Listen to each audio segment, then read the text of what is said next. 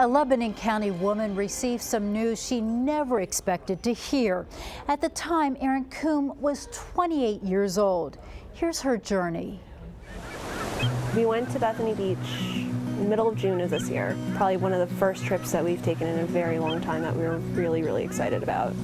A long-awaited trip to the beach for Erin and Chris Coombe. Nice to sit back and relax, listen to the water, and have fun with some friends. And it was just nice to get away and I guess have some sense of normalcy without doctor appointments being your normal.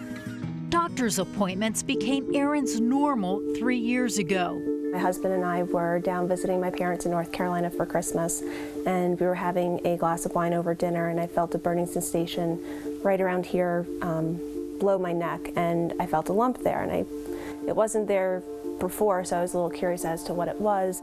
Definitely some concern, just because didn't know what was going on and was like, is everything okay? Like, we didn't know. Went to the doctor when we came home, and he suggested I get some testing done, a biopsy, a CT scan also. And then when I got the biopsy, it was determined that I had Hodgkin's lymphoma. I've never experienced cancer before. Never had anybody obviously that close to me diagnosed with cancer. So it was definitely a shock to me, to her. A little bit of denial, but mostly shock and just kind of, why me? But then it was, all right, let's get done what we need to get done in order to beat this. Doctors at a local hospital recommended chemotherapy. One of the risks that they did say was that you would have side effects, possibly hair loss, possibly nausea, fatigue, the normal chemotherapy side effects. But one that they did say was that one of the drugs would give you, there's a small chance of developing a heart problem. And the small chance was about 5%. At that time, I thought it would be okay. I wanted to be able just to treat this and be done with it. With a 5% chance, you just hope it's not you. And then, unfortunately, it was. It was Erin. Erin became part of that 5% statistic. Fortunately, as a result of her chemotherapy, some of her agents were cardiotoxic.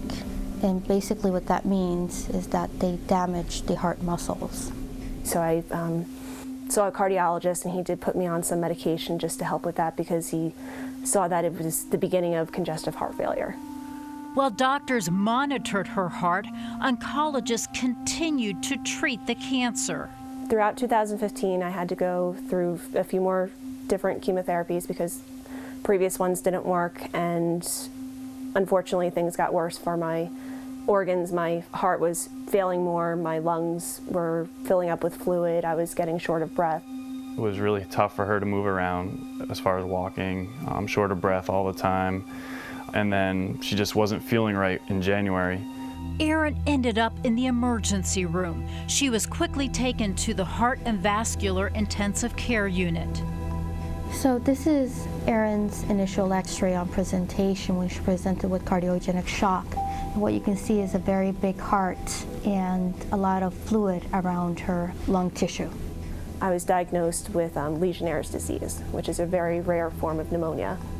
Her heart was already a little bit weakened. She had cardiomyopathy and heart failure before all of this from the chemotherapy. And so her heart was already not quite as strong as normal. Then this massive infection on top of it was just too much strain, and her body couldn't keep up with that.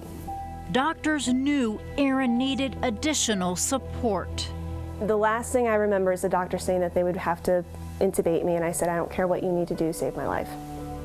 So she was put on ECMO, extracorporeal membrane oxygenation, and it's essentially a heart-lung bypass machine. So it takes over the function of the heart and the lungs for the body. It stabilizes the patient and provides us time to do other treatments to treat the underlying cause. So they do a bunch of testing, see how the heart is. It's not really improving that much. So they do a CT scan to see how the cancer is. And they say the cancer is shrinking, which is beyond great news at this point. We're just looking for any kind of great news. So they did that, and they say that she's a candidate for the LVAD. her heart function just wasn't recovering enough to be able to support the rest of her body. So we started looking into long-term solutions if we weren't going to be able to get off the ECMO. So that's really, we started having the discussion about an LVAD, which is a left ventricular assist device. It's a heart pump. It's usually placed in the lower chambers of the heart, and what it does, it sucks blood from the lower chamber, dumps it into the main blood vessel known as the aorta, and provides circulation to all of the body. It would be attached to the outside of my body that I would have to have. It would be a controller, and it would have this information on it that I would have to monitor. It would be attached to 2 batteries.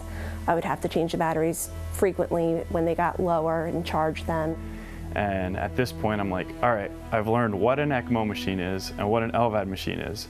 2 weeks ago, I had no idea what either one of these things are. So they say, is this something you would want to do? It's all thrown at you, but at the same time, if you want to live, you'll do what you need to do to live. And if this was how I was going to live outside of a hospital and have, good days, then I'll do it. It's fine. I just wanted my wife back. We try and keep each other positive. I mean, yeah, we've had our bad days, but we just kind of look at it, hey, we'll get through this. I mean, yes, today's not such a great day, but tomorrow, we have tomorrow. He's been a rock. He's been wonderful. He's stood by me the entire time. No questions asked. He does what, any husband would do for his wife that's sick, without any questions. Erin had the LVAD implanted more than a year ago, and what a difference it has made. I've been feeling more like myself and more able to do things on my own independently than have to rely on somebody. She's been doing wonderful with it. Definitely some life changes that we've had to make and stuff like that, but for the most part, she's been wonderful. It's nice to have a sense of normalcy again and to be able to get back into the swing of things and do things that I haven't done for a while, and it's nothing but positive. And as you can see, Erin is doing so much better. Her cancer is in remission. The Heart and Vascular Institute and Cancer Institute continue to work closely together to monitor her situation.